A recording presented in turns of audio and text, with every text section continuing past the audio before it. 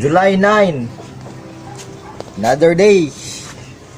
Another kumpra day. So nanay Magnolia karong adlaw. So nakuha kog stock sa Magnolia karon. So coming lang stock na to. Gamaya ra nagabot sa tong stocks. ECU na to. Fresh. Yapon. Raw. Ang problema, akong order is 300 kilos, ang niabot 100 kilos ra. Natay kuan whole chicken. Julia. Arang na lang kay na whole chicken. So order na ni ang uban wa jud ako nahatagan, pasensya kayo madam ha, kabalo jud mo tanawa ko stocks gamay ra kay nakabot. Kay wa jud daw stocks dito sa storage nila.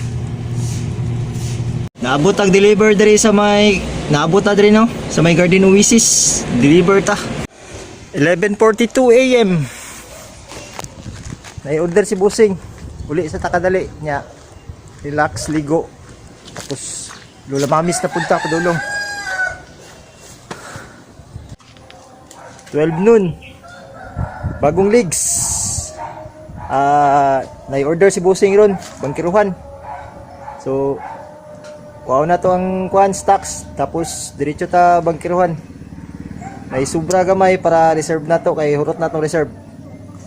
Sinay mga extra nga orders kay isud na. May mga kalit nga mga customers nga mo order. Mas 12 kanya-kanyang baon. Pinagdali. Baon. Baon. Terus pinsa. Nasi Busing oh. Chicken mo diha, chicken, whole chicken, daghan kay tag stock chicken.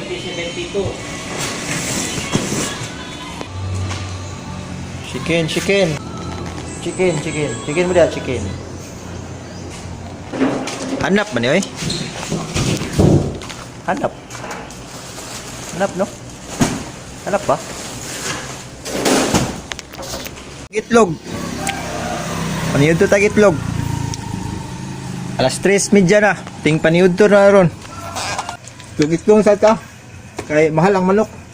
520. Pahabol order sa atong customer. Sa atong regular customer. So, atagan yun nato ni. 38.8. So, that's it for today. So ginagmay na sa ato no, kay ginagmay pa man mong kapital. Di pa na mo ma-afford ng mga dinagko kayo. So see you soon.